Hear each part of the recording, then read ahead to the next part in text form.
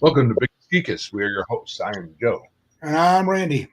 This is episode 88 of our show, and the date is Tuesday, May 17th, 2022. We are back from Cabin Con. Yeah. Dude, always feel good after Cabin Con. We do. It's good stuff. I It's did. always like the Monday. That Monday is like catching up on either eating horribly or sleeping horribly or both. Yeah. Welcome, Sleep. everybody, in the chat. Yeah, we got a truckload. A couple of our Cabin Con buddies showed up. Larry, Patrick, and Martinson. What's up, guys? So, Darth and Green Apple and Shadow and Sun are in the house. So, We will be showing some select photos. So folks that are just listening after the fact on the podcast are going to miss out a little bit from the visuals. So yeah, sad. you can always post some on the website. Always stop by later. Always stop by later. Mm-hmm. Well, oh man, I know how your most of your week was. Oh, Patrick had to work a 16-hour shift the next day. Oh boy. Tim Scott, our fellow Cabin Con, Mr. Max Boivin. All right. And hello, Green Apple. Yeah. Yes. So, know how most of your week was because we were both at Cabin Con for that. Yeah, right. So lots of gaming. So we'll be getting into that fairly soon. We didn't get any emails. We didn't get any voicemail or anything like that, which we're going to have to change the name of our segment from that Outlands to something else probably. Yeah, we're not getting much, so. That's okay. Mm-hmm. We got chat. We're good. We got good folks here with us, hanging out, agreeing and disagreeing, back and forth, good stuff. There's going to be a bit of agreeing and disagreeing, I think, from the chat if certain contingent shows up, because we're going to be talking about some things that'll probably rankle people, but that's fine. Rankle day. Is today's rankle day? Rankle. We're old dudes. Calendar. We are old dudes. We rankle others. Oh, well. We still love them. We're going to rankle you anyway. Yeah, it's our job. It's our job. It's crotchety old dudes. Mm-hmm. All right. So on to the internet madness. The creative space lost a few good ones this past week. Well, it's been about 2 weeks, I think. I mean, the dates 2 weeks. Yeah, George Perez, for me, is Titans fame, comic book writer, artist. Same, and Neil Adams, big Batman dude. They died the last couple of weeks. Yeah, it's really it's sad, dude. Those are guys I really liked. I remember Perez's Crisis on Infinite Earths. Voicemails, emails, why not highlight comments? We do that too. Yeah, we're gonna do some of that. Yeah. It's what we used to do when we were just a podcast, and people the product we used to distribute is called Anchor, and there's a contingent of RPG creators on Anchor that they all call each other. And we initially got into that, but I ruffled some feathers, and now they won't talk to us. So Joe is known as the Ruffler and the Rankler. That's okay. I said I liked Mr. Magoo, and somehow that was damning. Anyway, not to get into that too much. Yeah. But yes, George Perez, he was New Teen Titans. Yeah, he did. He did a lot of Avengers. I think he created Starfire. That's a orange chick in the original comics. He did a great his cover on Crisis on Infinite Earth where Superman's holding a dead Supergirl. That's so iconic. That's a good. And I've seen him on Comic Book Men, and I've heard him on Ethan Van Sciver's show, or them talk about him when he died. Seems like he was just a good cat. I mean, to his fans and everybody, just real down to earth. I don't know much about Neil Adams. I just know I read a lot of his books. These two I've got a lot of books on. So, yeah, it was kind of, I don't know any of them. And I think, what was it? I know that Neil Adams died at 80. I think George Perez may have been quite a bit younger, like maybe in his 60s. I'm just going to Google real quick. 67, yeah. So a little on the young side. There you go. He called it up. So, yeah, that's too bad. Really great comic book legend. Both those guys were. I think Neil Adams died 2 weeks ago, somewhere in that neighborhood. And George was, what's that date? May 7th. May 7th. So, yeah, just last week. 9 days from today. And Perez was dead at 80 a little bit further back. Or Adams was a little further back. Yeah. Yeah. Big Batman guy. So, yeah. That one. I don't know if you've seen that. Do you remember that wall poster I've got in my game room where it's got Batman in his little gallery of villains? That's a Neil Adams art. Oh. Kind of the light blue and gray Batman suit with the one. Yeah, I'm sure I've seen it. Oh, yeah. I just can't recall it. You would know it. It's an iconic issue. You would know it. So, but yeah, those two guys have done some great work over time. It's a shame. But, we all have a day at a time. So, hopefully their family is comforted and things are going well. But like I said, I have a lot of appreciation for those two. Huh. Yeah, I had to put that one up a minute ago. Larry Elliott says we can debate as long as at the end you agree with us old dudes. Yeah, Larry's right on the same line of age as me and Joe. We're all real close together. Yes, very. We're nearly ancient. We qualify for many. Yeah. We qualify for many senior meals at the restaurants these days. That's hard to believe. As pretty as I am, you wouldn't think that'd be the case, but it is. Yeah. Well, my dog Sparky joined me. Oh yeah, Sparky. He's the one who opens the door all the time. He just wants to know what you're doing, doesn't he? Yeah. What I need to do is have a Sparky cam so that whenever he shows up, and he lays down back here, I can do a quick switch to that and show Sparky because he's a cute dog. Yeah. Everybody deserves a little Sparky in their lives. They do. Sparky's a good old boy. You'd like him. He's fun. Oh. Yes, what you put up about Darth Thick is the influence that those guys had on the media is going to be gone.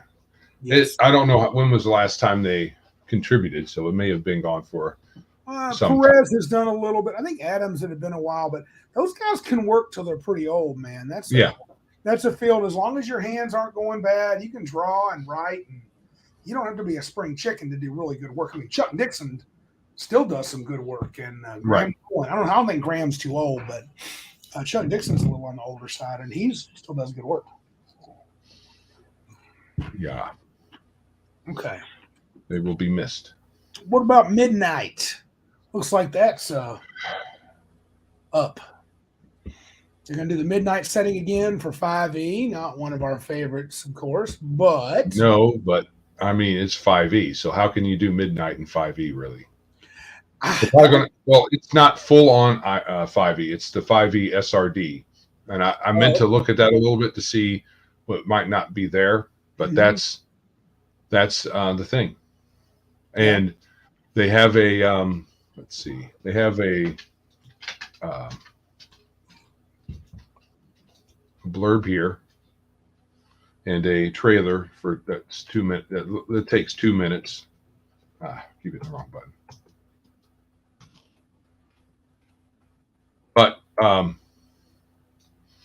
it just tells you it's coming. You know, you're Mutoad. Forget it. You know. Don't worry about it. If it only tells it it's coming, it's no big deal. Essentially, I mean, it's some nifty art, I guess. Darth hasn't heard of Midnight. It's a setting wherein it came out in 3rd edition, and there was a 3.5 upgrade, I believe. I have one of the books. It's the way they describe it is imagine, and it's not Middle Earth, but a world like Middle Earth, where their version of Sauron won, and he essentially cut off access to the good gods. He lives on the planet itself and is a dominant force. Yeah. Tim Scott just explains. Do you want me to play it? Nah, go ahead, try it. Yeah, let's see. Okay, what I'm going to do is, let's see. Can you make it where everybody can see it? Yeah, but I have to make it to where you can hear it too. So okay. and you can't add that in after the fact. There's that. Okay. And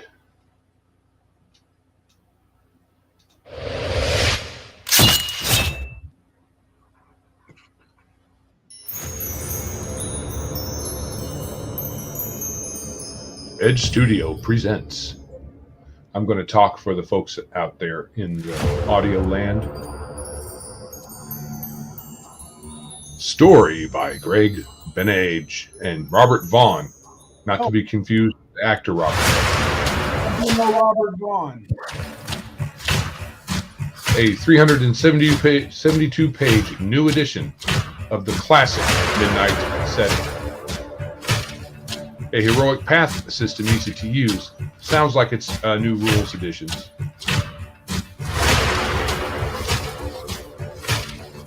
"13 new race options, like you need any, unique to Midnight."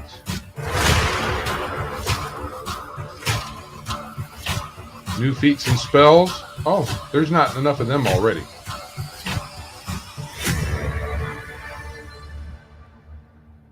An extensive guide to the richly detailed world of Midnight. And you have what it takes, because you got to have something.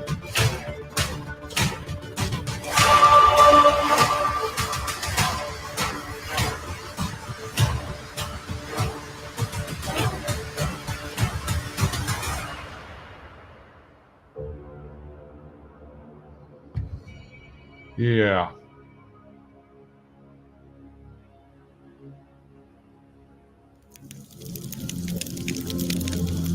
All right. The rest of this is just showing the product off, which is no big deal. So, right. And if you saw that, yeah, you're right, Mr. Max. Imagine if the bad guys won is not such an original concept. If they did, they would start putting out propaganda to depict themselves as the good guys, and the NPCs would believe it. Yeah, Right. but in 3rd edition, it was pretty a fun little idea. Oh, hold on. I need to reshare that because I want to show something. Mm-hmm. Joe, those listening to the podcast, you're going to see nothing. I'm going to tell you about it, though. Okay. So there are 2 paragraphs in this article along with this video, right? Okay. A few lines, really. And at the end, it's an interesting little paragraph. Oh, boy. It has been 100 years since the shadow fell. A century ago, the forces of darkness swept down from the north. Here's the problem, or one of the 2. The crushed the free cities of humanity. So it didn't take very many words for them to get a typo. Should have been they crushed. Yep. Drove the elves back into the depths of the forest and besieged the dwarves in their mountain holds. Now the corrupted lieutenants of a dark god rule these broken kingdoms with an iron fist, while hunting down those brave few who still struggle defiantly against the evil that consumes their world. Spelled defiantly. Uh-oh. So, in less than 100 words, 2 typos. I know I'm being a little nitpicky there. Dude, if there's 15,000 words, that's a boatload of typos, son. Yeah, it's stupid. These guys should be ashamed of themselves. What's Patrick saying about it? He was a pretty big fan of the original. Well, that confirms that just a reskin of Old Midnight updated for a channeler class instead of the various magic classes. The heroic path system is most likely going to be retained. That's something they had before then, I assume, Patrick. So, yeah. Hitler was extremely charismatic in German, as many will attest. Yeah. He did shout a lot. Mm-hmm. So, yeah, Midnight was a flavor-filled setting. Yep. But it was very grim and very kind of I don't know. It was very oppressive feeling because if you cast a spell, there you had to figure out if there was some bad guys nearby, and by nearby meaning within a country mile. I think they could stick you out and come hunt you down and string you up. Right. Yeah. Oh, let's see. Yeah. I can forgive typos in indie books according to Green Apple, but mainstream is kind of what? Yeah, I mean, I think that you got to wonder that bit where it had the typos. Um, I don't know if that was press copy they were given, and they cut and paste, or copied and paste, or if they read the back of the book and just typed it themselves and just got it wrong. Either way, lack of editing. I mean, this is supposed to be journalism, even if it's amateur journalism. So maybe I'm being a little nitpicky, like I was saying earlier, but it's only 80 words. You can't get all the words right. You can't check after yourself. Darce says something to that point. Even in high school, that many typos will almost ruin your grade. Yeah. In that short of space, yes, sir. And Max says you might get a ruler across your knuckles too if you were in private school. What are you doing? Mr. Blavan says typos are harder to excuse in the world where tools like. And I'm being a little more nitpicky because this isn't 5e. No. This is a third-party company called Edge Studios, and according to them, currently produces the official Star Wars stuff. So I don't know if you guys know if that's any good. I don't have any of it, and so they obviously obtained the license for this, and are making a version of it using the 5e SRD. So we'll see. Okay. We'll see if it gets any uptake. Yeah. I did a last-minute addition. We'll move on, Joe, if you don't mind. Sure. This is another thing I'll be grumpy about. Yay. Joe the Grumpy. I'm going to do the shareage here. Oh, you are? Okay. I got it real quick, maybe. Chrome tab. So there's a Dark Towers coming. This is their new Kickstarter from Goodman Games, based on the famous adventure by Paul J.K. It's really, I had the original, I sold it like an idiot. I bought a Goodman Games remake of the original first, second edition rules of D&D equivalent. It's a really cool setting. I ran this adventure a lot. It's a high level one. They're giving it their original adventures reincarnated treatment. I'm really pumped about it. You can back it for DCC or 5e or both. I backed it for DCC. You'll find out why more during the CavinCon discussion. It really doesn't matter because I can convert it to whatever I'm playing easily enough. I love the adventure. I'm excited to get it. It's 2 hardbound books and a slipcase. I guess one of these two are DC. I think Dungeon Crawl Classics is the one to the right that's kind of gray, and 5e is the one that's got the red thing. They funded, and they've already look at the stretch goals, dude. They've already hit all their stretch goals originally. They broke 250,000. Yeah, we can't see the stretch goals until you scroll. Right, sure. I was just making that comment, but where the stretch goals are pretty cool as add-on items and dice. I did get the DCC dice set because I don't have an official one. So yeah, $50K. They got sewn in satin ribbons, whatever. Foil printing on the slipcase. That's cool. At $100K, you get an additional pages for the Sunken Temple of Set. You get a new adventure at $125K. A sub-level of the original dungeon at $150, pre-gened characters at $175, pre-gened. $200,000, you get the patron write-ups like you would for the other gods in DCC from Mitra and Set at $225, a poster map of the region, and $250 full-color painted end sheets. So I backed for 100 bones to get the hardback. Cal's saying it's going to be woke with pronouns, probably because they refer to Paul by the wrong sex, but that's okay. He thinks that's what he is. So I'm getting it because I love the setting, and Hopefully it's not too bad, Cal. If you're right, though, I may have to slap Joe for letting me do that.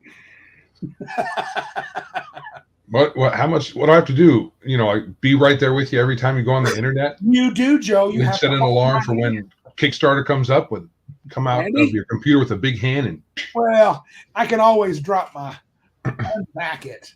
I haven't found Goodman Games yet, but I've not read everything that I've got from them. I haven't found it yet to be. I haven't had any problems with what I've read, but I know they're on the. I know they're on the list. So I know it says what it says. I know, as Janelle, also known as used to be Paul, had said he corrected the pronouns. Okay, whatever. Patrick just backed it. Yeah, it's all right. I like it. I don't.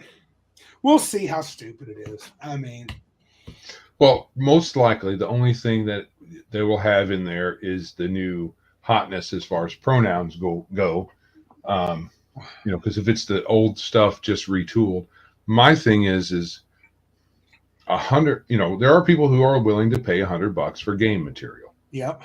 And if I was going to buy that game and that would be my game, yeah, that's one thing.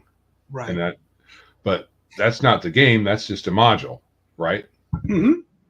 Well, you said there are 2 books. 2 books. So you'll probably get the original first edition version of the book, and then you'll get the DCC or the 5e module, kind of like the slipcase for Temple. And then there's a lot of extra crap coming along with it. It's a massive adventure, yeah. Yeah. Yeah. So it's just more money that I'm willing to put. I think what I would do, and I looked it up right before the stream. I looked up on eBay what the old school module would cost if you wanted just to buy that. Yeah. And granted, it's not nearly as big, but that's more due to layout and art and that kind of thing, rather than, I think, content. So you got art, you got a different layout, but they said they're going to add a couple things for the different stretch goals. Yeah, they have already. Yeah. But the stretch goals accepted. I wonder if there's much extra content. Well, they're talking. Like I said, I mentioned before I go to that is Mark Getzinger. Glad to see you again, Mark. Did Goodman Games do a Kickstarter when they did the revamped D20 modules like this? I don't think they did. I think they just announced them and sold them. Temple of Elemental had an early order thing, which I got in on. Strangely enough, I accidentally ordered 2 sets. Yeah, but Goodman has the recognition now that they can say Kickstarter, and they can get what, like they said right there, 2,000 folks. Yeah, come and buy their stuff. You were asking me, Joe. So the add-ons are pretty sweet, dude. You get I think the coolest thing is the additional pages for the Sunken Temple of Set, the Secrets of the Sphinx, a brand new adventure in the broader Dark Tower setting, Mitra's Bunker, a new sub-level for the original dungeon, a booklet of pre-gens, which is very useful. I mean, this would be a great setting to run a little more higher powered characters at CabinCon. New content for DCC, basically patron write-ups for Mitra and Set, a poster map of the region. That alone to me is like, dude, that's worth it. Rather than how much was the price to buy on eBay? The original $60. Yeah, so it's a lot thinner. So there's some sticker shock there. And don't forget that original module was made out of like newspaper type stuff. Yeah, sure. Yeah, I'm fine with big companies doing Kickstarters, man. It's okay. Do what you want. Make the money the way you can. But to answer Mark's question, I'm not exactly sure. I didn't get them through Kickstarter because I didn't start buying them until the first 4 were already out. I got one as a present from a friend, and then I got started down that road, and now I've got them all, and got to collect them all. Well, what I'm saying though is I don't think that the things that make the modern day modules expensive, which are art and I don't know if the layout really does it, but definitely art. Yeah. and that's a higher quality production there with a hardback book. I don't know that it's worth it. Not to me. Mr. Max, what does he say here? Kickstarter equals FOMO, probably in my case. But the truth is, this is they're hitting my nostalgia button really hard on these, and I don't want to go back and buy the old modules for an exorbitant price, and then they're paper, and they get these are like you've seen me pull out the template. We played the template for a little bit. That's a quality product, dude. I can open that up. That's good binding, big print, which I like also. Easy to read. So, yeah, I mean, you can get on them. And I think the woke thing, I didn't even think about that. That kind of disappoints me. But it all depends on what he's going to, I mean, when you say pronouns, are we talking about they're going to go he, she? Oh, they, them. It's going to be they, them. Yeah. She, every other word, probably. Yeah. Okay. Or most likely, it's going to be primarily they when they're referring to an unknown person. Oh God, that's just stupid. Almost always. That's what generally they do these days. Mm. And they, I mean the multiple people, so I can say they. But if you're referring to a single person, a single unknown person, it's accepted grammar to say they. Right. So.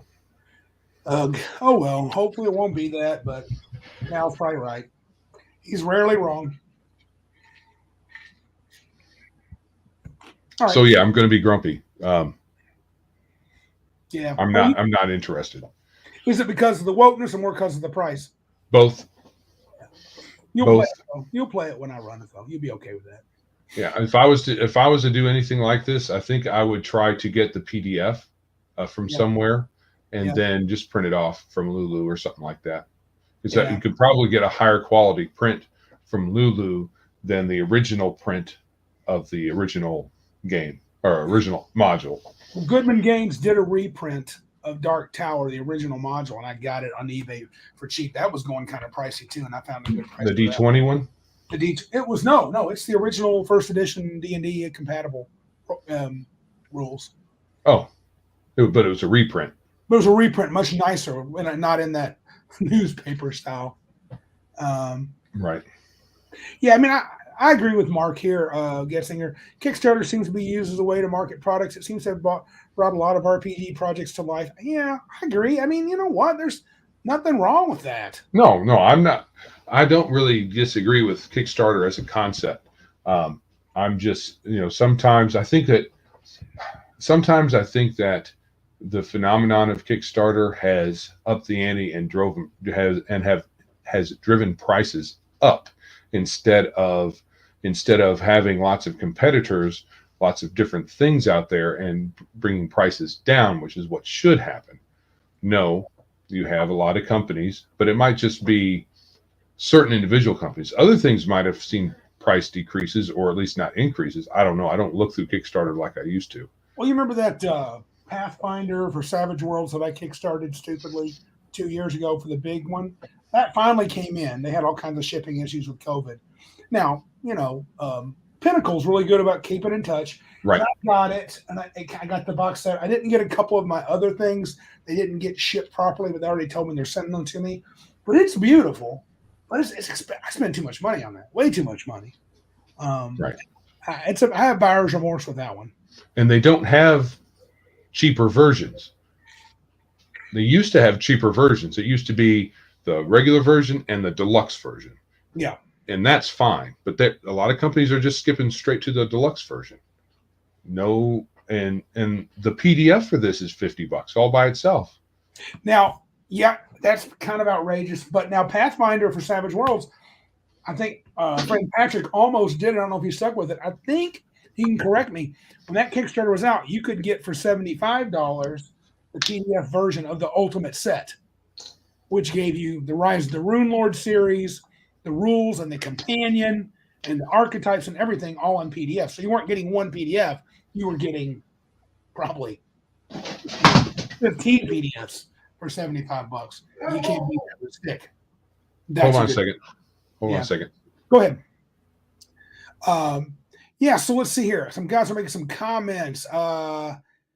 Mr. Max says Kickstarter is also a very political company that will unplatform projects they find problematic. Yeah, if that's the case, that's some poop. Thanks, phone guy, stopping by to say hello and like the video. Thank you, sir. Thank you very much. Green Apple says Indiegogo hasn't unplatformed anyone as far as I know. I use them for my comic book stuff. So yeah, I like them.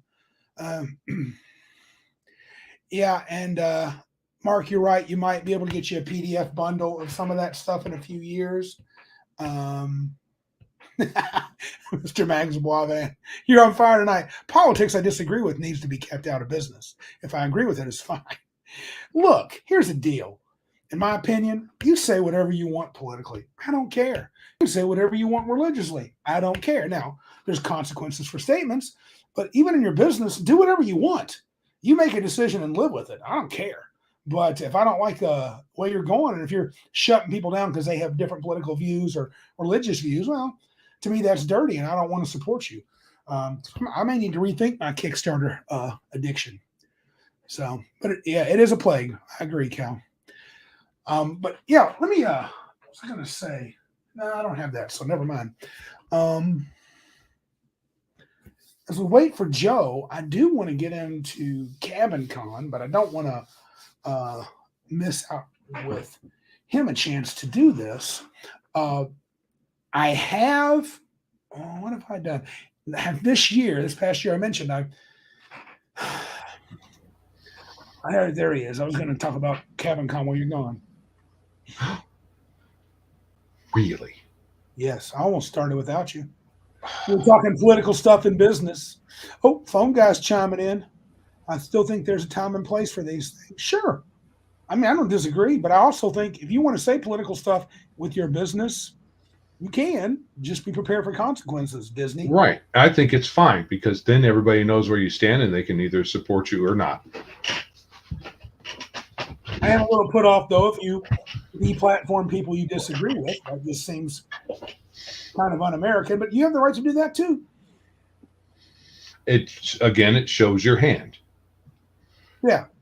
It makes it clear who exactly you are.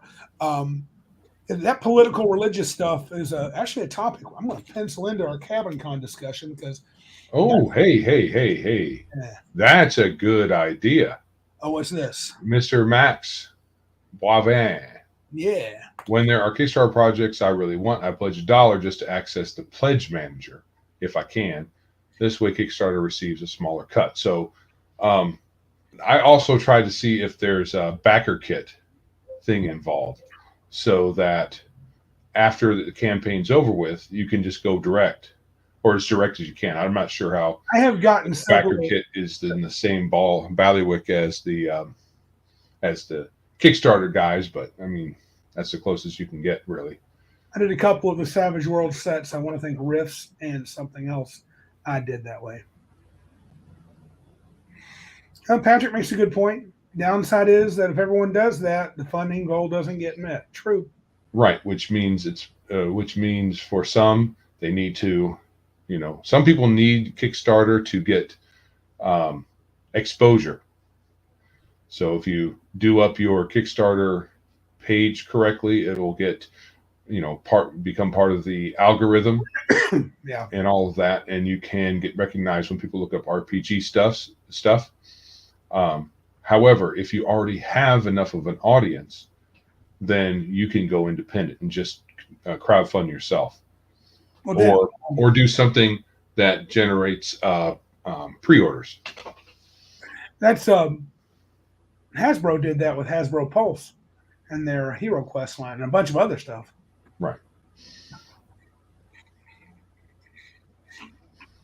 All right, shall we? Is that enough for the segment one, or you got more stuff? All right, let me get to the thing. Get to the thing and show the thing. Yes, and I guess hold on now. Let's cool our jets slightly. Are you going and say subscribe? Yes. If you haven't already, please subscribe to this channel, like and comment. That will help out the algorithm and get us noticed and higher in the old rankings. Yes, and then we can start a Kickstarter for whatever that we're going to do. It'll just be Biggest Geekest Kickstarter. Yeah. Pay us. Pay us Kickstarter. Pay us because we like money, and Yeah. you don't need $50. There's a PDF of nothing. Pay us for that. No. What they get is to continue looking at us. maybe a couple of glossies. There you go. 8x11s, yeah, sitting right to your door. Yeah. Oh yeah, sweet. All right. Enough of that. Yep. On to the main topic, which is Cabin Con 16 recap, which just happened over this past weekend. Yeah.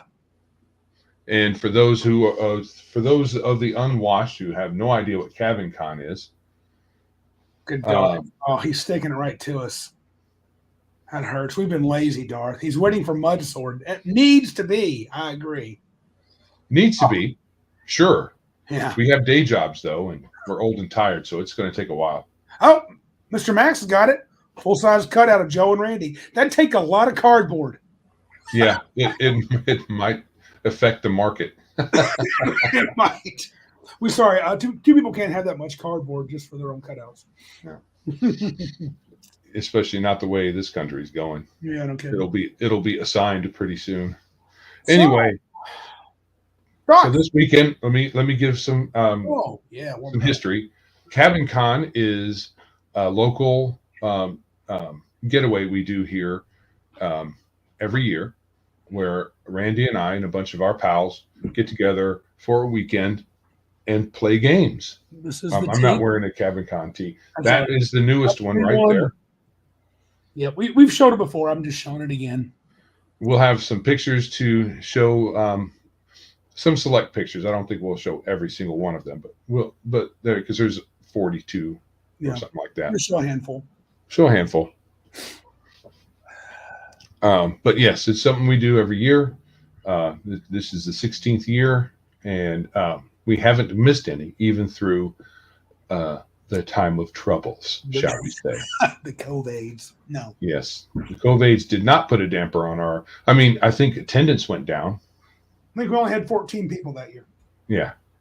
But it was still fun, and it has been fun, and we had another fun year, another fun con this past weekend, this year. So, ChemCon 16. Great time for me. Things went smooth. It's practically running itself. Closer to your microphone. I'm feeling too far away. Yeah, you're sounding far away. Gotcha.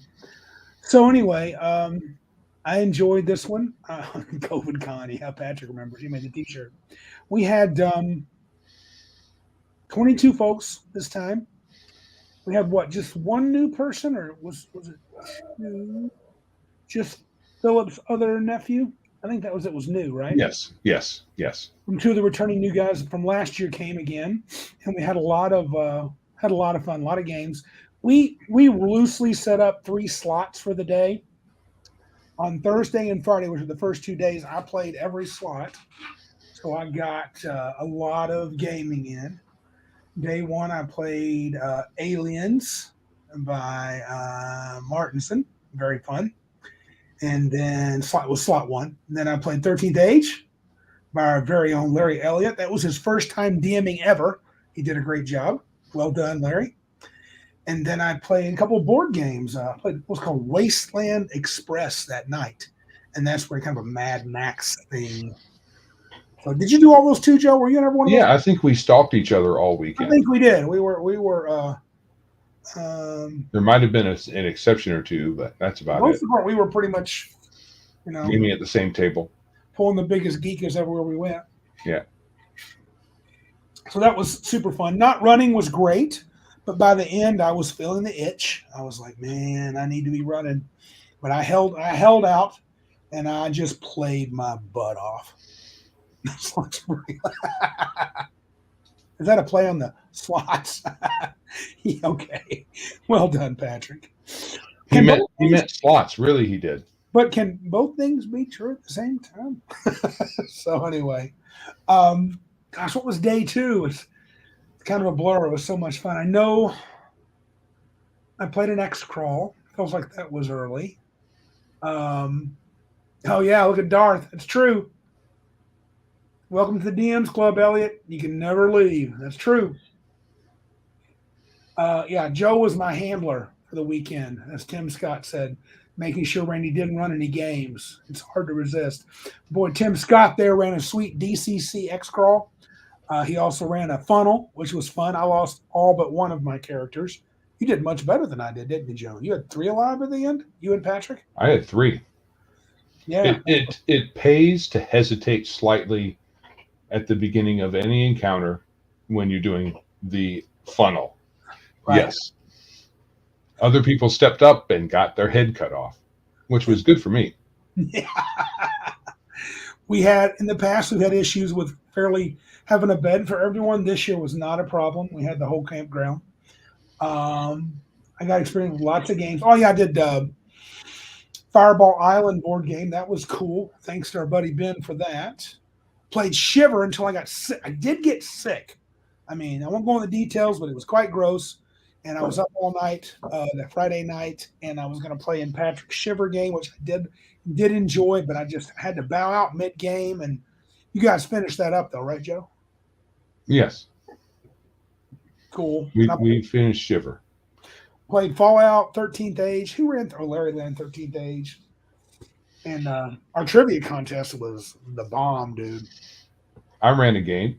Yeah, Joe. That was so cool. Yeah. Almost didn't get off the ground because somebody had to sleep because they were up all night. And then somebody else decided they wanted to sleep too. We're owed. I feel my oldness creeping into Cabin Con. Dude, 16 years ago is a long time. I was a younger buck then. Yeah. So, and sleeping is a necessity. And it was the next day after I'd had that, up all night since 2:30 to 8 and up every hour on the hour. And it's about 10, 12 o'clock. I'm like, I got to late. I think I ended up laying down twice that day. So it was tough. Yeah. Yeah, you took a nap twice that day. Yes, you did. Yeah, it was an hour and a half nap twice, but it did me wonders. And I finally turned it around. And Fallout was a new game. Our buddy Larry, not Elliot, another Larry DM'd for us. And the trivia contest, dude, our friend Darren, you have pictures of the trivia board? I don't know if that's in the. I hope you do whenever you put queue. pictures up. He made a Trivial Pursuit game. Yes. Good. Mixed it with Talisman. We broke into groups and did trivia, and it was cool. And, of course, the best thing was my team won because, well, I'm the smartest.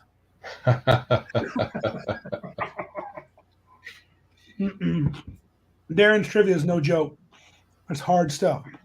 A lot of luck. But it was fun. Had magic items, and Patrick's wife made those little replicas of the magic items. We had actually physical objects. We had a sword, some had a helmet, and a wand, and a staff, and it helped you in the game. It was very creative. Darren did an amazing job with that. Joe's 3rd edition game was really cool too. Yeah, I just talk about your premise on that because you really cut that game down. Right. Well, I wanted to run Rapanathuk, yeah. But since it is Cabin Con, most people give you first level characters. Most Cabin Con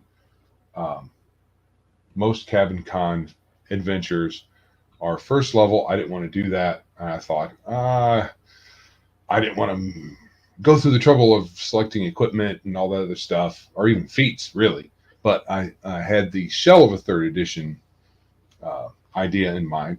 So I kind of, and skills. Yeah. Assigning skill ranks in 3rd edition is really a pain in the butt. So I kind of took a cue from 13th Age with skills and made broad categories that were related to the classes that the characters had and gave them a little extra beyond that. So I think the most anybody had was 6 or 7 skills. That was the rogue, the thief. Magic items? Nope. No one had any magic items. That was the best. I love that. And they didn't really even have much equipment. They had leather armor and short swords. And my cleric had a club. Yeah, nothing better than nothing better than a short sword in the group. Short bow. I think someone had a short bow, maybe not. I can't remember. anyway, no equipment, no money, no magic items, no memories. They just wake up in a tavern and then they are sent off to Rapanathuk. So, yes, it was fairly railroady. But However, it was cool, man. However, I just laid out the beginning and gave them some direction, but not anything that they had to take. And they just went on with it. That did cross my mind, Patrick. Said Joe getting back at Randy for years of magic itemless abuse. But I'll be honest with you, brother, it bothered me the least of all the people at the table. And you know, there was a lot of no magic item. There was some whining going on. Yeah, folks are really used to that. Oh my God. And when they, with a 9th level, and someone at the table said, well, the character's still pretty powerful, aren't they? I said, yeah, you're 9th level. You got a lot of chutzpah there as a 9th level character. However, there are challenges. Yep. Dude, Ranger's Wolf, which you had me make in a 13th age style, his companion was boss. My cleric had some good spells. The wizard had good spells. We were not a weak group. Now, we weren't full-on 9th level 3rd edition characters. But we could hold our own. No group of 10 orcs, 20 orcs didn't want none of us. Right. So, but there were some, I got some interesting feedback that I used and came up with some interesting new rules for next time. Should I be able to do that, or for Mudsword? Yeah, I think I don't know where Joe, Darth had mentioned Mudsword. Mudsword is definitely on our mind. It's forefront on mine right now. Joe's done a little more writing, but we're kind of revisiting where we want it to be. And if we're going to do a D&D type variant, we're probably going to start leaning more toward 3rd edition, because I think that game kind of rekindled my love for it, but only from a very streamlined viewpoint. I'm not interested in the fiddly bits. And everybody was human. Everybody was human, yeah. There was not a demi-human in sight. No, and I liked how our first encounter, I believe, was about 6 or 8 gargoyles. And we found out how tough they were. Now, I knew, and it was probably, we're 9th level, it may not be too cheesy, but I cast Magic Weapon. Had I been smart, I would have handed my magic club to the paladin. I had fought for several rounds. The paladin forgot he could power attack, and Joe had a pretty simple variant for power attack. And yeah, we absolutely needed that. Oh, sure. Yeah. Yeah, Patrick, good call, and Joe does not apologize for that. Not at all. Not for that. So if we did a 3rd edition variant, it would include, so it would be very loosely 3rd edition, because you would have racial restrictions and stat maximums and minimums and stuff like that. Yeah. So I think the biggest thing we would bring from 3rd edition would be the stat range. Yeah. The stat modifier schedule that is in 3rd edition is really different from the others. Yeah, I'm not so sure I'd want to keep every. Well, I'd be inclined. I like the 3d6 down the line, maybe a little bit nicer. Tim makes a good point. His sneak attack was the only way he could hurt them. That gargoyle fight was long. It wasn't boring. It was cool, but we had a heck of a time with them. And I forgot that when they hit you twice, they could paralyze or hold you, and I found that out pretty quick. So that was pretty cool. And of it. I wasn't sure if they could really lift you up, because their strength, the gargoyle's strength, is not very high. Right. But it says in that module that they can lift up somebody 150 pounds. Yeah. So, and I wrote down weight for just about everybody. I was 175, so yeah. And that's without equipment. So, but I mean, I thought that was good. I thought Rapanathuk was fun. I want to explore a lot more. Patrick, yeah, we'll get to that. Nobody beats the shitter critter. Now, Joe was running Rapanathuk from the 3rd edition book. The 3rd edition, the very first Rapanathuk little paper module. Right. Well, it came out right before the 3rd edition books were printed. Yes. And they got some things incorrect. or they didn't get it incorrect and they just wanted that monster to be terrifyingly powerful. Right, because in the text of the monster it says this is there's just no way you can kill it. No. And it has a spell resistance of 50, which no wizard is going to beat that. No. I mean, maybe a 20th level wizard with all of the bells and whistles that you got from the edition. 3/5 greater spell penetration. That's only +4. I don't think you can beat that. Yeah, I don't think so. Anyway, and I don't think a 20 is an automatic success, is it? No. And what? Not on the skill check. Wasn't. Well, the spell resistance isn't a skill check, is it? It's a level check. Oh, okay, fair enough. I don't know. But they may not have that automatic. I'm not sure. Automatic success. Here's a question for you. Didn't it have great DR too? Oh yeah, it had. Was it 25? Oh my, we could not hurt that thing. Something like that. But you know what? There's nothing wrong with that. And that kind of, I'll get to my beef in a little bit.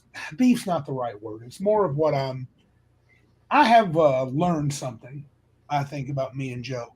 And I mentioned it earlier, and I think I want to expand upon that tonight. But yeah, but I thought that game was great. People got frustrated. And I thought in the extended session, when we ran into that Weir-Rat Warren, and you had them, and the module had them throw the packet of dust of sneezing and choking, which is super deadly.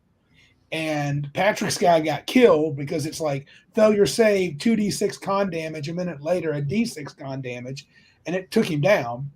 And one of our friends, Dave, got upset because he said, well, that's actually a cursed item. And to Joe's credit, he listened to him. It was a little cheesy the way the module had it set up because so I changed it to Stinking Cloud and went from there. You can't use a cursed item that way. That's a rule that's unwritten, but it's obvious because if you can't identify a cursed item as cursed, if you can tell that it's cursed, I don't think you can tell what kind of curse it is. Right. You're not supposed to be able to know the curse until you use it, and then it curses you. So being able to actively use curse items would be something unique to a particular individual. Mm-hmm. A cursed mage. But but honestly, as upset as a lot of them got, granted my character lived, who cares? It's not just because of the one shot. I'm like, bad crap happens sometimes. Maybe they got lucky. You never know. It's just I understood where they were coming from, and I know that they do have typos and some wrong things in there. They call it's armor. They called the wrong name, the second edition name instead of the third edition name. Oh, was it the full plate instead of plate now?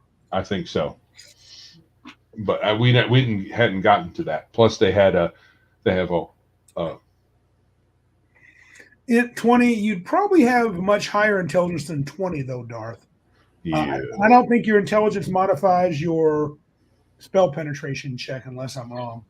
But you're right. I mean, level check, the best you're going to get, I would think, is if you have. Yeah, it's a level check. You roll d20, add your level. Yeah, and you get +4 for greater spell penetration using 3/5. So yeah. you can do 24 on the d20. Best you can do is a 44. 45. Well, 44. 44. But no, 45 because you have one. What?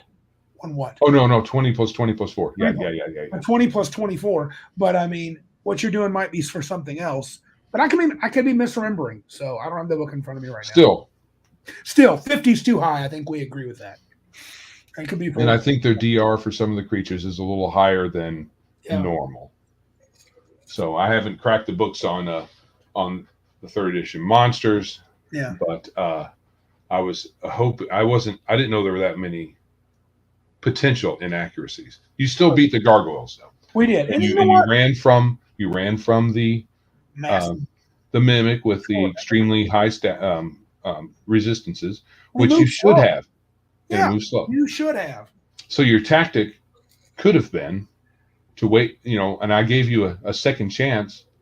Is the first time you ran, you could have gone somewhere and hid and waited for it to go by and then go back out and inspect the latrine where it was at and see if there's anything there, but you didn't do that. And then I had you catch a glimpse of it going away, which scared the crap out of, pardon the pun, scared the crap out of a lot of you. Oh, because we're not saying what it is. It's a mimic in the shape of a toilet. Yeah. In the dungeon over. Was it big enough to literally sit over all 3 holes? No, just one of them. Oh, just one. Like, that's a massive mimic, dude. That must be an ancient mimic from the Dark Plains. He was crazy powerful. And through a magical mishap, it got fairly stuck in that form. Yeah. So. But yeah, it was. Anyway, I gave you a second glimpse of it. You could have, hustled over to where its lair essentially, and then inspected it then, without any danger, but just decided not to, which is fine. I mean, it was fun. It was a great little dungeon crawl. I enjoyed it. I think most people enjoyed it. We quit after the Weir Rat Warrens, but I would love to revisit that. And I think Orphanathuck is cool, and even with its warts and all, it's a fun module. Yeah, it is a death trap dungeon. It's not built to appropriate levels. No, it's a death trap. Yeah, but you also could get lucky and get some sweet stuff. So now, what were some other highlights for me? Another highlight for me for the playing on Joe's game was actually a highlight. I'm not just blowing smoke up your butt. It was cool because I wanted to see what Joe was going to do with 3-5, and I watched him in the cabin working on the characters. Another highlight was finally getting to play with Patrick. He ran Shiver. That was cool. That was fun. I had fun. I wish I could have finished it. I just felt like dog crap. I had a great character too. And then Larry. It's fun watching the new GM kind of figure himself out, and he got better and better as he went. More confident. I wouldn't say better. We had a good time. It was a good adventure, challenging enough, especially at the end with that crazy golem. So what he's saying, Larry, is you're confident, but you suck. Yeah, Larry, you're not me. I mean, nobody's really me. But well done, gentlemen. You tried hard. No, it was great fun. Mm-hmm. And the board games, I actually had a heck of a time. Fireball Island is fun. It's fun. It looks like a kiddie game, and it kind of is, but it kind of just hits all the right, pulls all the right levers and buttons and hits into this. Just enough complication and chaos, which I love chaos. I won I had a crazy victorious weekend. I won Wasteland Express, which is fun as well. It's fun too. The Mad Max game, a little more heady game, and then I won the trivia. Not by myself. I had great teammates led by. Well, I won. What, we didn't win? I'm talking about Wasteland Express. I thought I won. No, I won. Remember at the very end, I won. Okay, I thought for some reason whatchamoos it won. We still Greg was gonna win, and then I did it. I won before him. Speedy Gonzalez. I had the fast dude. Oh, you're right. That's true. Yeah, I remembered that wrong. Larry says, "This won't mean much to anybody else, but thanks. FYI, you pissed off Ahab. Good luck next year." Oh crap! Ahab is not a dude you want to mess with. Not a little bit. So, yeah. Those were the highlights. Again, I would have loved to have got that Shiver game done. And the DCC, Tim Scott got the DCC rolling. Oh, that's right. Our team had the highest XCrawl score. Yes. Yeah, we got a perfect score. We smoked that puppy. And fun. My character in XCrawl should have some sort of sponsorship out of that. He had the crowd twice. Yeah. Yeah. So I didn't play my guy right. I had a way to get points, mojo points for every successful spell, but Tim fairly enough rolled for random spells, but very few of my spells affected my players. If I'd have had spells that would have affected you, I would have gained mojo when they're successful. So and he just rolled random. So I had some good spells that saved our bacon a few times. I think it's a problem with randomness. Too much randomness can be an issue, especially if you're making higher characters, but first level characters, you can have all kinds of random stuff to decide what you do because you don't have much. And then after you've gained experience and acquired stuff and your class abilities and whatnot and made lots of choices, your initial randomization matters a little less and less. But that saved Tim time. I mean, Sure did. You don't want to stress over which spells. And I thought the XCrawl we were third level, so very tough characters. And don't forget, DCC only goes 1 to 10, so we were a third of the way there. Pretty tough. And then in the funnel, we were 0 level. I enjoy a good funnel, dude. Oh, yeah, that's right. Remember that? This one I thought was boss. That was awesome. A tentacle. That was cool. I think that helped a lot. We would have had a hard time with that. Dude. Oh, sure. If we had to fight the crustacean and its tentacles instead of just the crustacean. Yeah. And those spell tables for each spell, they get wacky, dude. Mm-hmm. But the funnel was fun. It was the very last game. We stayed the latest of everybody and ran the last game till we left. We closed the shop down. I lost 3 of my 4 characters. Joe only lost 1. Patrick only lost 1. I think Larry lost 3 of 4. Josh lost 3 of 4. Who else played with us? Am I forgetting somebody? Did Eli play with us? No. Mm-hmm. I feel like I'm missing somebody. Larry, you, Josh, Patrick, me. I guess that was it. So it's fun. Yeah, that's it. 5 people. Now, 20 characters, 5 people. Any other highlights you'd mention? Those are my highlights for you. Mm-hmm.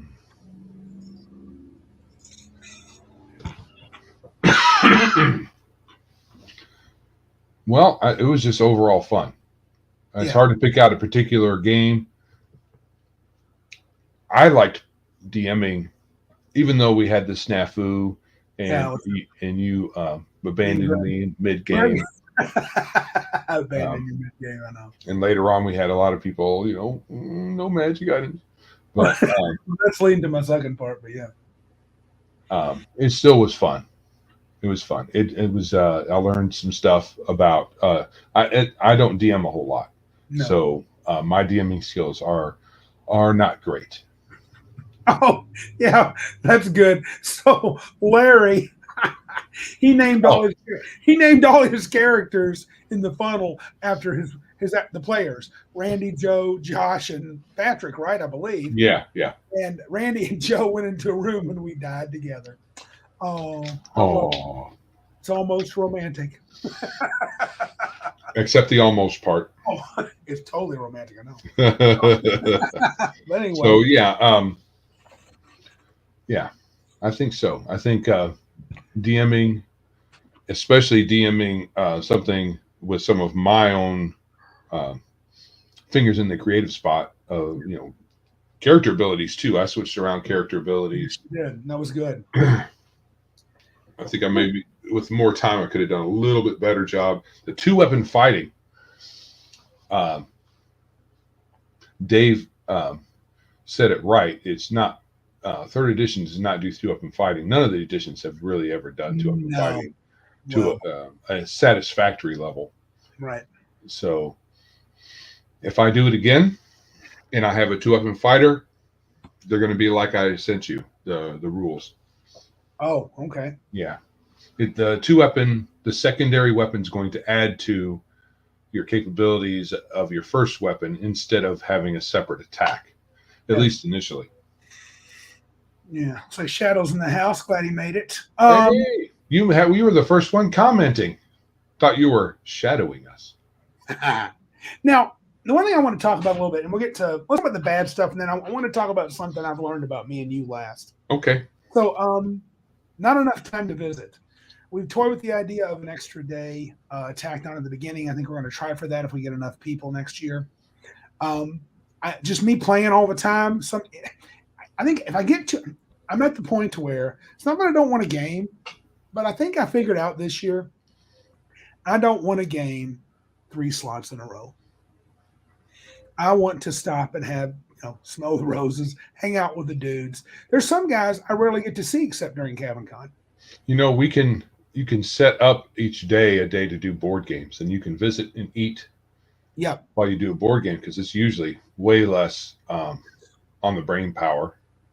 Yeah. It's way less complex. You just throw a board game together and hang out and play, and you don't worry about how far you get.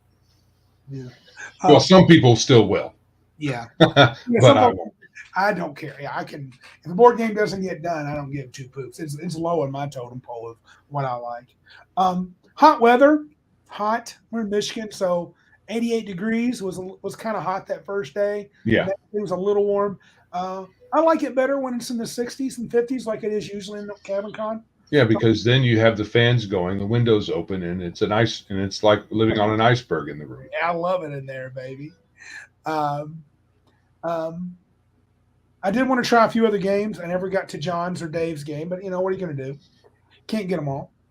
And this leads to, I don't know, were there some bad things you didn't like? There wasn't much I didn't like about it. That's really my only complaints at all. I don't know. I never like meetings. So when we have a meeting, I'm always like, you're bored. Yeah, because we rehash some of the same stuff. That's fair enough. We almost always do.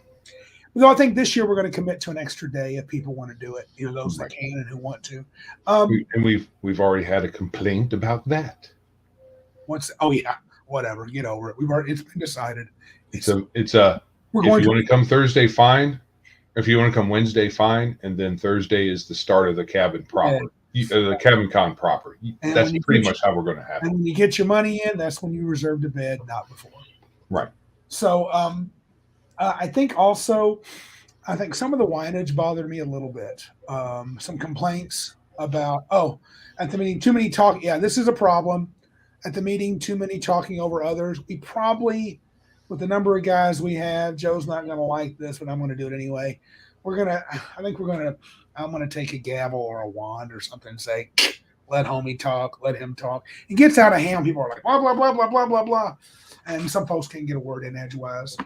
We got a couple folks who are not likely to try to speak over others. And, I do think there was some whine-age. We can't get around that stupid whine-age at the trivia game. That bugs me, dude.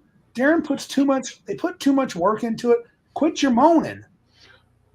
What were the main complaints? It was too long, lasted too much. Yeah, not just that, but like during play.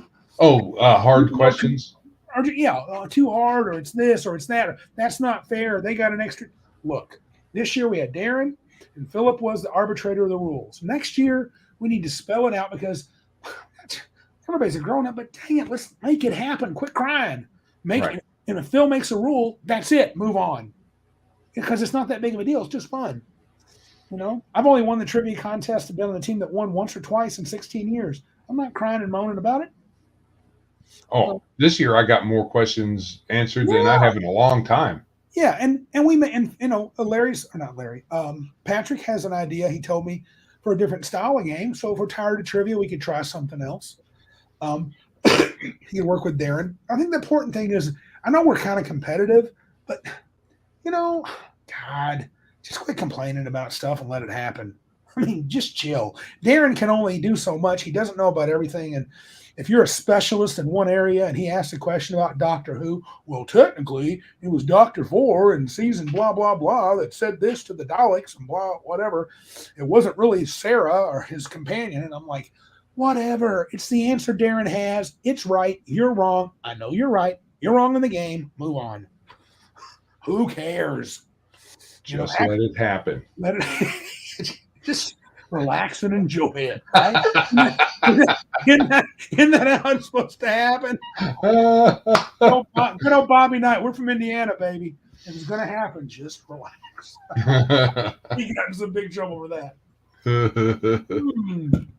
And there's a comment about, too, and it came up today, too, religion and politics. And I know we're not trying to make it a religion and politics con, but if some people want to talk about it and you're not comfortable, just move away. Yeah. It doesn't mean we can't say the words. You're not going to tell me I can't talk about the poor. You're not going to tell me I can't tell you that Joe Biden's a complete and utter idiot. That's what I'm going to say. So get over yourself. But I'm not looking to do it. But if it comes up and I feel I want to comment, I will, because we're all grown men. We are men. We shouldn't shy away from those topics. We are adult men. We should be able to talk about that stuff and deal with people with different opinions without, wanting to punch them in the nose or getting all butt hurt and mad and stomping out of the room. But doing I don't want to talk about that. Well, you don't talk about that. You go somewhere else and talk about something else. Majority of us are right-leaning. A big chunk of us are libertarian centrist. and a couple are super left. You know what? I don't know what to tell you. If you're one of the left, I mean, just say if you want to engage, be prepared to get it from all sides. Not that we hate you, we still love you, but we're going to disagree with you. And if you don't want to, don't comment, which is what most of them do, because we are an overwhelming majority. I mean, even the righties have some trouble with the more centrist sometimes, but we seem to be able to, you know, when Joe is wrong as a more centrist guy, he has to live with it, so it's okay. Yeah, except I never accept it. But I don't. It's not like I whine about it. Point 9 repeating is 1, and Joe still won't accept it. I don't have to though. Shadow. Yeah. Well, that's not it. Just let it happen. My wife's least favorite thing. Yeah. Probably a lot. I don't disagree. Oh, Bruce is in the house. What's up? Bruce, you missed it. We just got through talking about politics, and now you show up. Yep. Moving on. No politics now. See how you are? Hey, you want to show some pics? You want to flash the pictures to the peeps, and then move on to our last topic? Will do. Oh, I still want to talk a little bit about what we've learned, but go ahead. Show them what was the beauty of Cabin Con. Duncan Bradley in the house. All right. Oh, Martinson's right. We need a battle pit to settle all debates. Yeah, dude. 2 goes in, only 1 comes out. All right. Let's see here.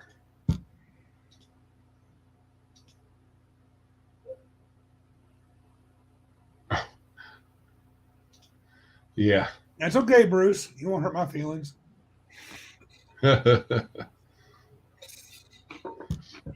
Bruce says, "You don't want me in the stream when you're political talking. I'm reading Glenn Beck." Crazy. Well, we didn't bring anything up specifically. We just said in a group, adult men should not feel they need to shy away from certain topics, politics and religion, and that we should be able to engage in those topics without feeling we should be able to engage in those topics and not get butt hurt and stomp off like a whiny little baby. Right. All right. So these are Cabin Con pics. Yeah, there's one of the smaller cabins. Yes, and that was Larry there. Yeah. Probably getting ready for a game, looks like. Yeah, looks like it. Yeah, that's one of the smaller cabins. It's a nice little area. In the back here, you can see water. It's off of a lake. Yeah. I think he and Patrick were roomies this year. Now, this was an impressive setup. Oh, yeah. So this fella has these levels built in acrylic and some plexiglass, and he's able to simulate, this is a boat, so these are various depths under sea, but he also did it, showed it using it with as a dungeon or as in the sky. And he had little, pieces for when they were in the sky. He had little puffs of cotton for clouds. It was pretty cool. Yeah, John, the guy that ran this, you can see him with his finger pointing. He was a workhorse. He ran like a demon. Next year he's taken off.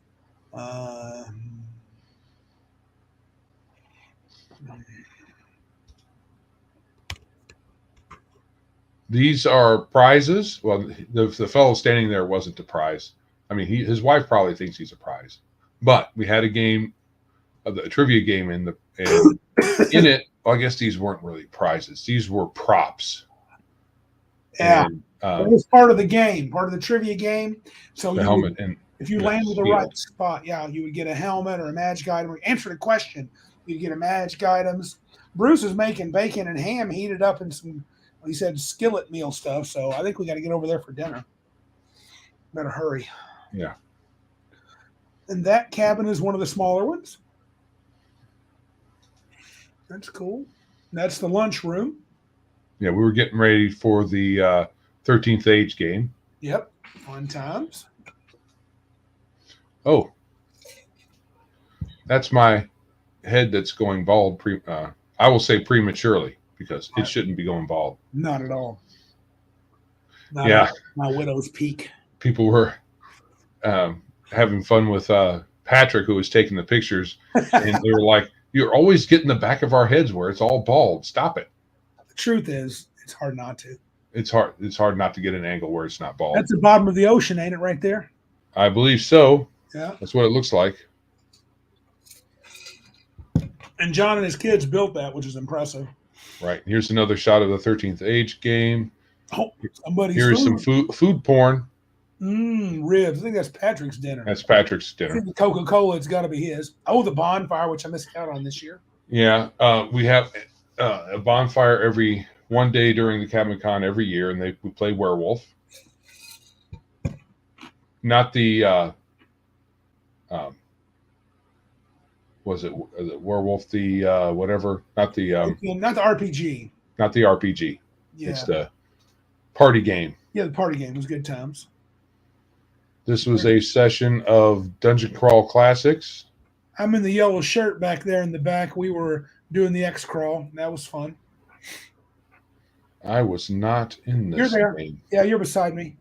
You're snuggling next to me. You can't be. Oh, yeah, he had quite a few players.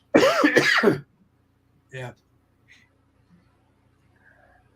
Some other guys playing. They're playing a board game or Magic. That's a little Magic action. Yeah, it's Magic. They're playing Magic. Yep. And here's our game. Oh, The Wasteland. Wasteland Express. Yes, it was fun. Lots of little tokens and cards and things. Delivering water and other stuff to the games. There's some of our homies there. Water, food, and bullets. Yeah. We were taking a break outside. I'm eating. I am, as you can see, I'm a connoisseur of food, and I'm expressing that with my gesture there. Yeah, that's outside the lunchroom. There's another lunchroom thing. This is 13th Age, looks like. 13th, yeah. That was another shot of the Tower of Magnificence. So yeah, got a lot more pictures, but and we want to, let's see. The board. You want to see the board? This guy made this. Our buddy Darren, he was the MC. He did. This board is just really cool. There it is. Yeah, look at that. I don't know if you can zoom in on that at all. That's Omni Putin. That was the villain. And it was Trivial Pursuit with a little talisman, and we had teams moving around the board, and we had to defeat this guy by answering a question. And every time if you didn't answer the question, he would destroy one of your magic items. Or if you had no magic items, as Joe's team found out, yeah, they just got killed and booted out of the game. Yeah. Well, I mean, I wasn't going to try it. We missed the question and got incinerated. Yeah, but was cool. What Darren made this in Photoshop and had it printed. This isn't like construction paper or anything like that. No, this is printed. Not. Yeah, homemade game. So that is very awesome. He has so many games. Yeah. Is there anything else you want me to show? I don't think so. Okay. Dorothea, hell, I think it would be cool just to show up for a game of Magic. I don't get a lot of games nowadays. Dude, I'm telling you, it's every second week in May. Let's make a little trip up to Michigan. You play a little Magic. It's a long way to go for a Magic game unless you're already local to us. We'll play some D&D too. Well, we can in dark. There are plenty of games. Maybe by the time we have next year, we'll have Mudsword more worked out. Oh, I hope maybe so. even a handout we can give people. Maybe I could run.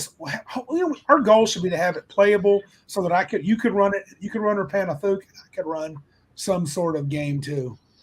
So, but Shadow recognized the mini Starspawn Cthulhu. It was a cool mini. I liked it. I'd like to have that one. As if there's more than one Cthulhu. Oh, remember Tim Scott brought that sweet upside down spider, and I ordered 3 of them. Oh yeah. Oh, when did you get a date on delivery? Pretty soon, this week, end of this week. I got one for you, one for Larry. So yeah. Yeah, I was going to run some Hackmaster Combat, but I forgot to order the DMG, and I don't have a laptop, so I can't. I don't have access to the PDF. Patrick's saying he's got a DMG for Hackmaster. No, it's Starspawn. Okay. Yeah. So it'll be hard for me to do that until I order it, which I'm going to sooner or later. But I have one. You can borrow mine. You should ask me. I got a Hackmaster 5th edition DMG. Okay. Well, we'll have to work that out next time. So I want to talk a little about what we've learned before you go into the last topic. All right. Okay. One moment. Hold up. Holding up. Do it. Okay. What we've learned. Okay. Yeah. So this is for me, and you can add and subtract. I need to run less games.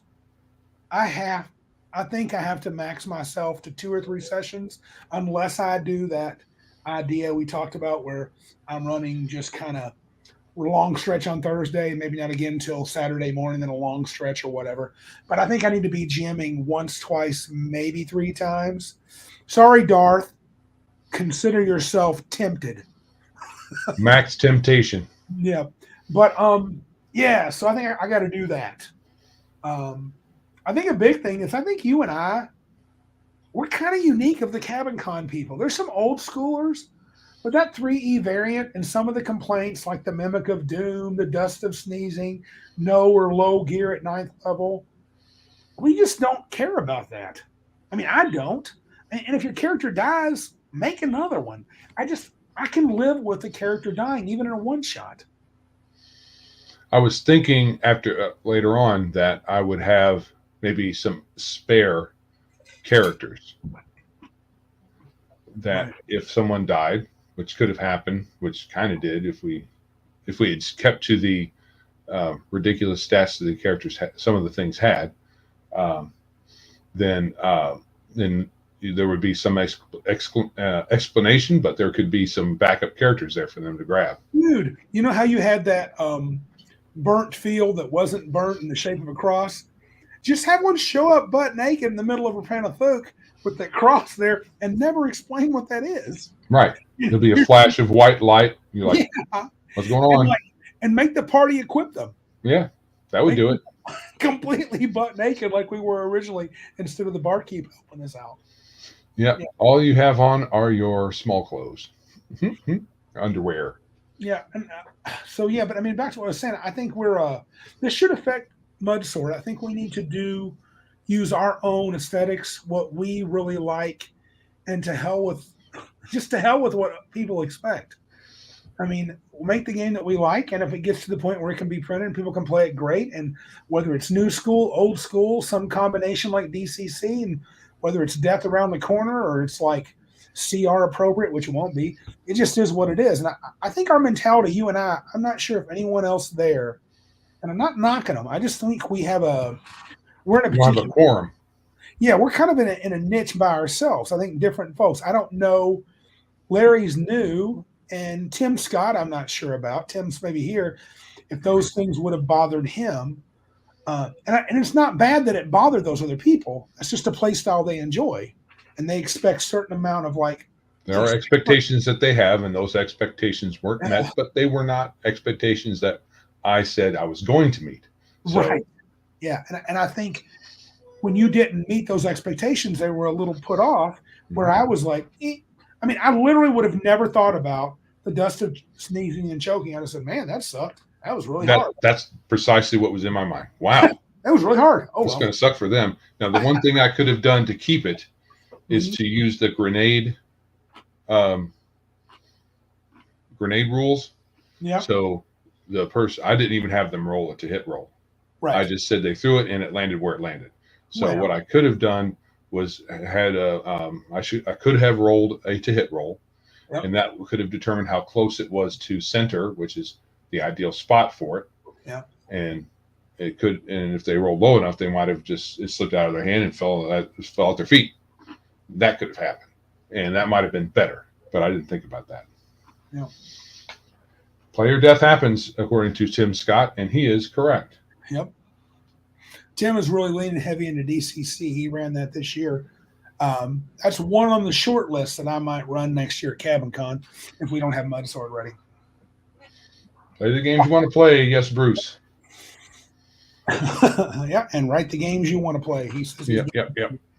I guess your last point here is that the Cabin Con runs practically and smoothly on its own. We don't even have to be as managey as we have been in the past. And by we, he means me, because that's what I do. But I think backing off this year of the DMing relaxed me a lot more. That's why I think I need to just run a couple of games and I need to play. So, and I don't have to run a bunch of crap. We did have one of the newer folks want to try to make sure that everybody always knew what games we're playing at any time. Mm-hmm. And coming up to see the board in the main house wasn't good enough. Yeah, and I understand that, but it needs to be good enough. Because that's a lot of energy. But though I think it was the one that requested about having a text with everybody. I wouldn't mind having a text with everybody's number in it, because then we could. But then we're likely to get bombarded with 1 billion people, and it's going to overload the crappy network they have there. Yeah. Well, I'm thinking I might do a cell phone text. Yes, it's still going to overload. It uses the local network. Right. And I was already having problems with receiving and sending wife's text to my wife. Luckily, I didn't get in trouble for it. Okay. Well, any other things you think we've learned about the Cabin Con? That's the ones I have mainly. The main thing I have learned is I want to go back next year. I've actually learned I want to go back next week. Next week. Yeah, true. That would be fine. Every other week would be fantastic. That could be our campaign, Cabin Con, every other week. Be independently wealthy and have our own cabin. Oh, that would be great. Gosh, a couple big cabins out in the woods. We just go every other weekend. That'd be crazy, boss. All right. Subscribe. Look at that. Hey. Dude, you are dominating tonight with that subscribe button. Twice in one stream. Like, share, love. Do all the good things in this podcast. Comment on the video after the fact. And we have a couple of ways you can send us money. It will be in the show notes. You can go to Streamlabs. We have a tip. We have a tip page there. It's just Biggest Geekus tip, I believe. I might have let me look at that. Look up that biggest tip. Link. We should say that one. Biggest linkus. Biggest tipus. Biggest tipus. Yeah, it's biggest. It's streamlabs.com/biggestgeekus1/tip. You can also head over to Anchor, anchor.fm/biggestgeekus. Yep. And there's a way to donate there. And PayPal, paypal.me/biggestgeekus. Appreciate any assistance to keep this thing going. Yeah. Shadow, it totally is, man. It's too bad you're in the People's Republic of California. I wish you could make it. So Tim Scott says when he hits the lottery, he'll hold Cabin Con every other week. And you know what? He would, dude. He totally would. Yes. Now, will he make it possible for us to, participate every other week? Yeah, he's got to pay us too. If you hit the lottery good enough, then you give us our salary. That'll work. Our friends on our salary. Heck, by the time you did that, maybe I could live on 75% of my salary. So I'll be fine. Especially if you didn't have to drive to work. Mm-hmm. All right. Yes. On to the review. Yeah. Clash of the Titans. Is that what I wrote? That's what I did. Oh. Okay, so we got this segment we're trying to figure out, is it really all it's cracked up to be? Joe and I both watched the 81 version and the 2010 version. Was it Hamlin? Was that the guy? Yes. Hamlin. Harry Hamlin played him in 81, played Perseus. And then Perseus. that from Terminator. What was his name? I don't think I wrote his name down. He had been in Terminator. He'd been in Avatar, the lead actor in Avatar. Oh, that guy. Yeah. He was in 2010. So, what'd you think of the 81 show? I liked it okay. It had the nostalgic Ray Harryhausen claymation in it, which was fun. Yep. And even for such an old flick, I think they did it okay with what they had. I do too. It wasn't too bad. There were some twists in the air that you're like, oh, they didn't connect at all, but who cares? The script is simplistic, I thought, but It was. okay. I liked the interplay on Olympus. Zeus really seemed like Zeus in this movie. Yes. Yeah, I know people say you got to judge a movie within the context of when it was made for some things. Mm-hmm. But one of your notes here, I agree with. The love story is a little bit rushed. It's movies that try to do too many things and throw in a love story on top of it. Yeah, it ends up being kind of flat.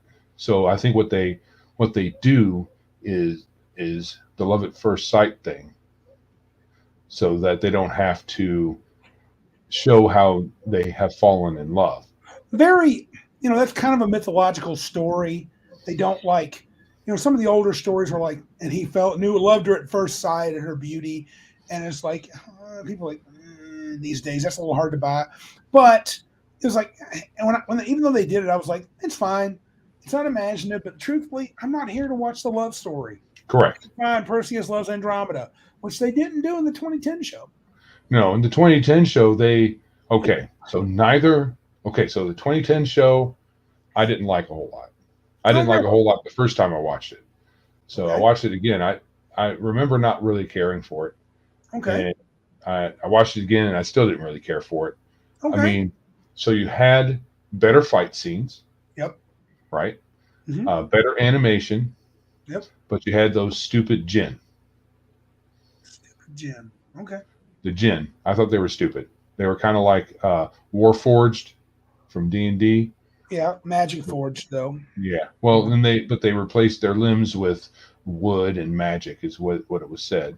Right. And I just thought it was kind of dumb. The Jinn were not my favorite. No. I agree. Right. And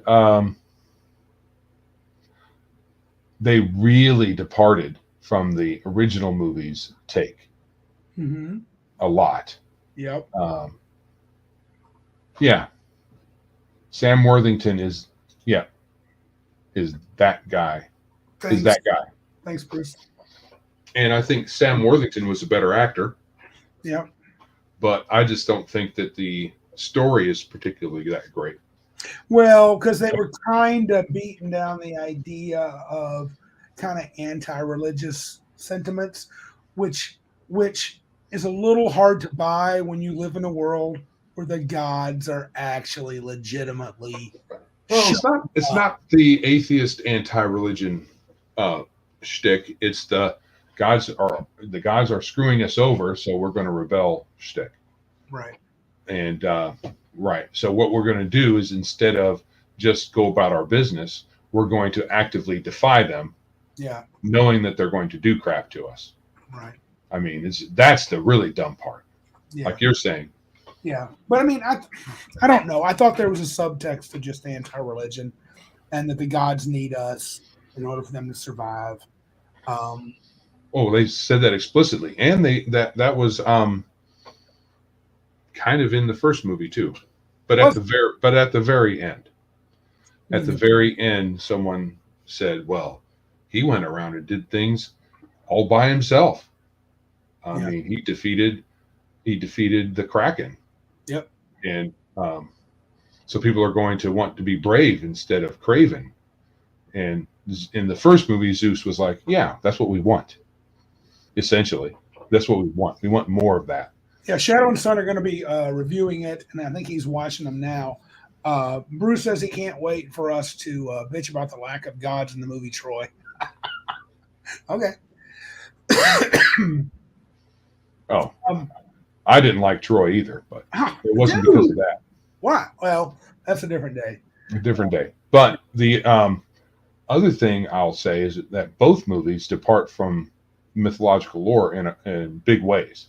Mm-hmm. The biggest way is, according to myth, Perseus cut off Medusa's head while she was asleep. Oh, I didn't know that. And of course, most people won't like that. Well, and they'll think it's Craven, but she's a monster. She's not a person. I agree, but it's cooler to do it in a fight. Come on, It's dude. cooler, especially in the new movie when he jumps around, spins around, which I was getting irritated with. He jumped up in the air, spun around with his eyes closed, and cut off her head. He's a demigod, though. He can do that crap. Sure, Don't doubt that. I get that. I mean, it's yeah. Yes. See you, Larry. Gotta go. Have a good night, everyone. Remember, if Biggest Geek is not laughing with you, they're laughing at you. That's some truth there. Conan the Destroyer, right there with you. I didn't like it. I thought it felt like a D&D group, but the movie was poop. Conan the Destroyer. Okay. I thought the first movie, 81, felt like I don't know if this will date me. Do you remember the Sons of Hercules? The Mighty Sons of Hercules Came out on Saturdays. It felt like one of those Saturday afternoons. I did think Laurence Olivier, I liked him, but at times he was kind of, him and Burgess Meredith both were a little overacting. But I was forgiving of that because I think they're trying to get into it's mythological. It's sure, bigger than life. And I do think I would give a nod to the original over the newer one, but I think I actually enjoyed the comedy relief in the new movie with the two brothers, though they should. I would like to have known more about them. They were funny.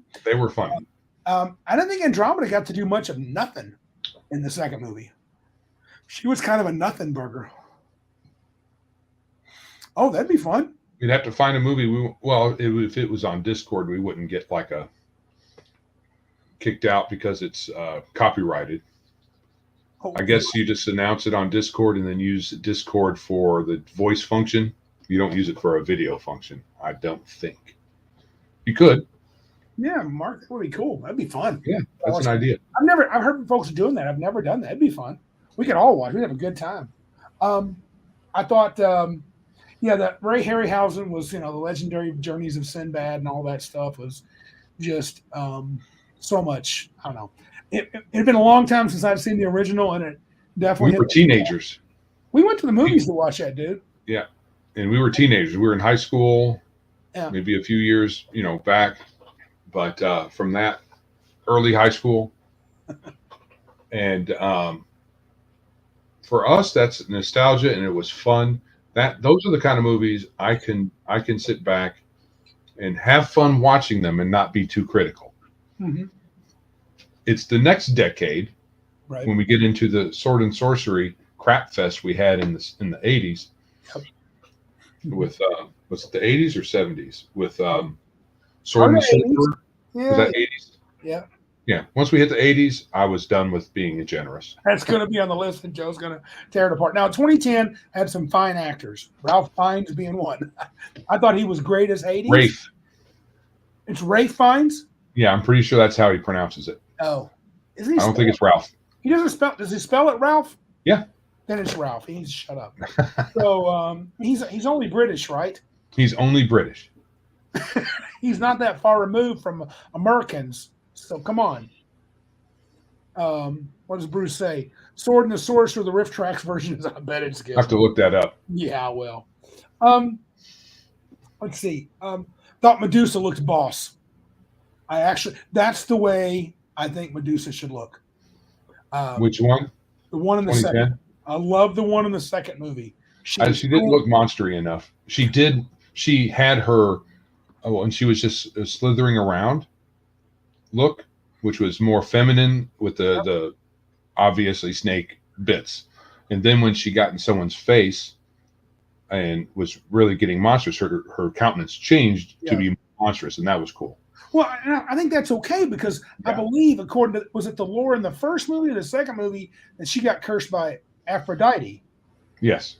I remember that's the actual real lore because she was beautiful and she thought she was more beautiful than Aphrodite. And Aphrodite said, okay, boom. But I think in the actual lore, she turned her and her sisters into Gorgons, not just Medusa. It could be. I don't because remember the lore in the movie differs greatly from the mythological lore. And the mythological lore has differences within itself, like how the gifts that Perseus received. Yep. There's some differentiation on who gave them to him. Yes. So, right. Yeah, Omanal says the original's his favorite. Oh, for Medusa. Oh, not me. I like the new one, even though it's a little more modern and slick. I thought she was cooler. I liked her using the bow better. I just like the whole look of it all better. Yeah, I think my initial reaction is the older one. She's more monstery, right? More monstrous looking. But it makes sense if she is. My point is, if she was a beautiful woman, it would make sense that Aphrodite would keep her a little attractive, or it could be to make her feel even worse. Or a letter to lure in men. But yeah, I mean, your mileage may vary. Sure. You don't like it, it's fine. I thought the second movie was more like a D&D adventure, though. Well, both of them had the group going off to the dungeon aspect to them, I think. I don't know what had a bit of a group. They died pretty fast, though, in the first one. Well, they died in the second one, too. So yeah, everybody dies on that quest except Perseus. Oh, this is interesting. Darth calling me, thinks may have it. Medusa was cursed for getting raped by a god in the original myth. Huh. Okay. I didn't know. Right. So, yeah. And I did like how they didn't force the love story in the second one, and Perseus and what's-her-face, Io, the chick, the other demigoddess, kind of got along together. We're getting together. It made more sense than Andromeda. I think that they avoided some problematic things. In the first one, what would be problematic these days. So in the first one, Perseus walks into her room while she's sleeping. I thought about that too. While being invisible. Now, he doesn't touch her or anything. No. But he does. That's a bit of a violation. But he learns some valuable information about what's going on when he does that. And I think with the way the first movie tries to overcome kind of the awkward love interest is they have both of them go on the adventure together. Okay. Like Io did with Perseus in the second movie. But in the second movie, Andromeda stays behind. Right. And has her own thing going on. Right. Really not much connective tissue with Perseus at all. No, I mean, she tries to have him stay and seems willing to have him be king. But he decides at the end of the movie, of the second one, to go off on his own. Mm-hmm. To be a man. Did you like the black Pegasus better or worse than the original white? I don't know. It was better done. It was a better visual. But I don't know why it was black. I don't think of a black horse when I think of a Pegasus, but that's because I'm probably I don't know. That's my white privilege probably showing through. Well, plus in the first movie, the thing was Pegasus was a unique creature because, what's the name of the guy, the beast man? Calibos. Calibos kills all the other. He hunted. Well, the story is that he hunted all the rest of the winged horses down, and Pegasus was the name of the horse. Was the name of the last one. Yeah. The greatest one, maybe. Right. Maybe. I don't know. Something like that. Yeah. Caliban. Is it Caliban? Okay. Thanks, Omanel. Yeah. Caliban. All right. It's been about 3.5 weeks since I've watched it, because we were going to do it last week, and they play that whole thing down in the second movie. Yeah. Yeah. And they get the wrong relationship. In the lore, the mythological lore, and the first movie, Perseus is the grandson of the man who tosses them into the ocean. Oh, right. And Caliban is not his grandfather. Right. Caliban is the love interest of Andromeda in the first movie. And in legend, in the regular mythological legend, Perseus doesn't kill the Kraken.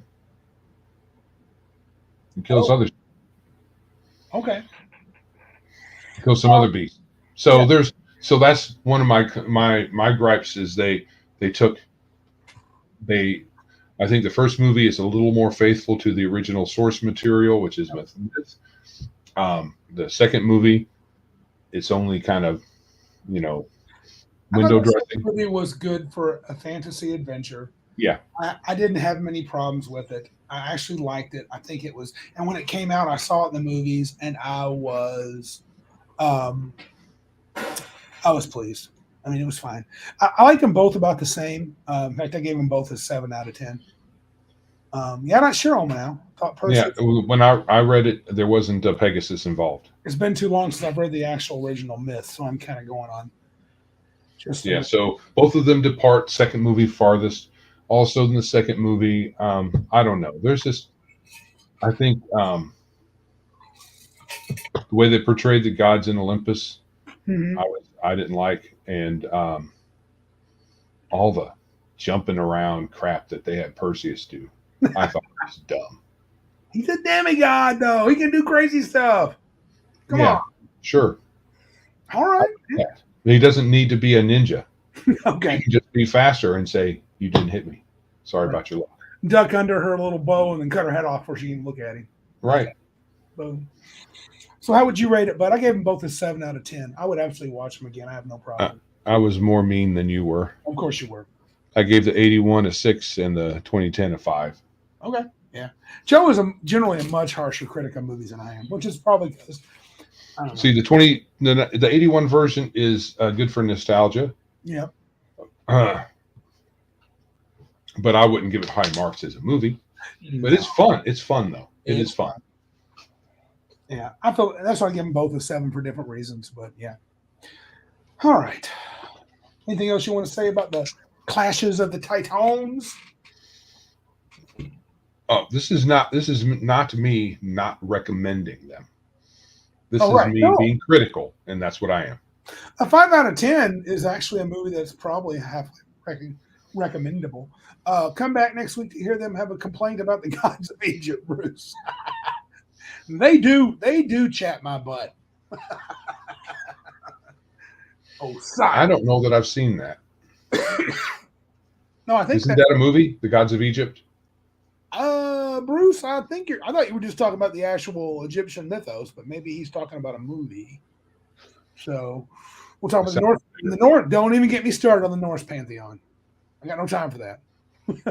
They're cold. They're cold. I love the 10 Commandments. That'd be fun. You should all follow them, including me, but we don't. So.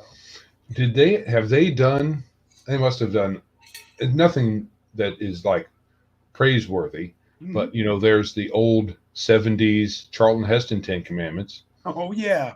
Which I haven't seen in decades. That was a movie event back in the day. It came on. It was, from what I remember, it's very long, isn't it? Oh yeah, I think it was multiple nights. Right.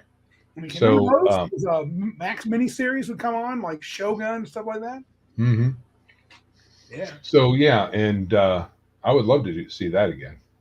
Well, we should pick something else out along the fantasy realm, though,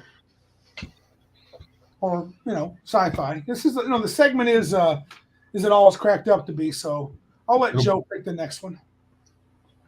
Old. It has to have it. Does it have to have an old and a new, or does it just just something? Remember we had this whole Omanau. I haven't seen that forever. The 60s Ben-Hur and Charlton Heston.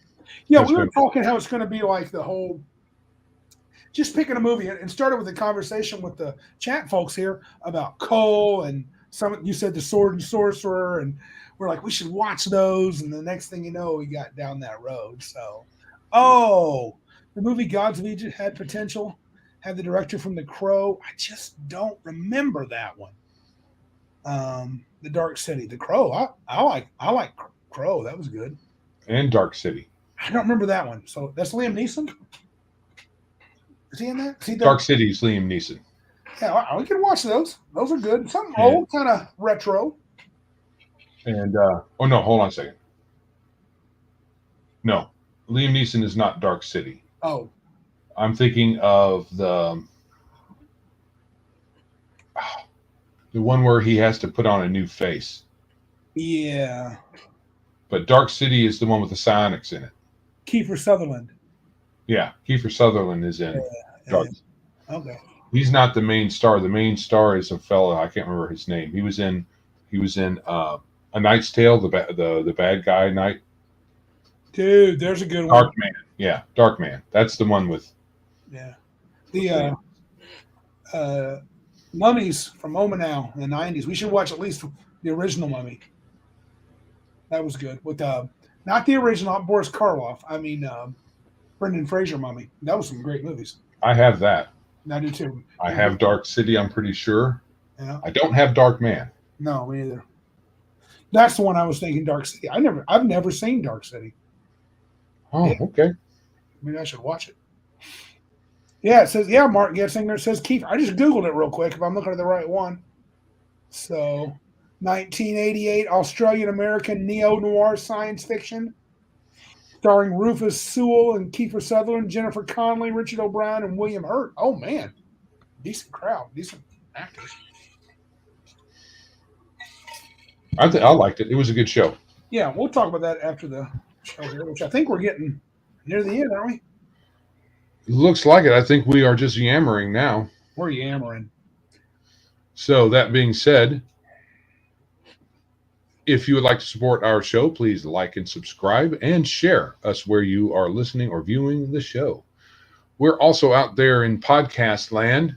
I usually produce audio within the next day for audio. Sometimes it's that very night, and it goes out wherever you get your podcast at.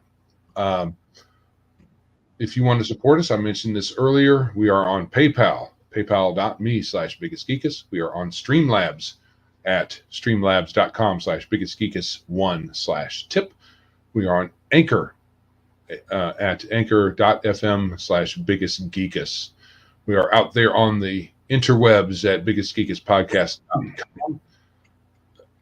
If you have any questions or concerns or suggestions or thank you notes for being able to view our lovely faces for a couple of hours, send all of that and hate mail to the geeks at biggestgeekuspodcast.com. I'll forward the hate mail to Randy. Please do, yes. We are on all the socials, Twitter, Facebook, MeWe, Discord, Gilded, links in the show notes. Our videos are on Odyssey and YouTube. The YouTubes, yep. And if that is all, I think that's all I got, bro. This is Joe. And I'm Randy. And remember, if you can't be big like us, then be geeks like us. Oh, you know, I'm hitting the wrong friggin' button. Wrong friggin' button here. Friggin'.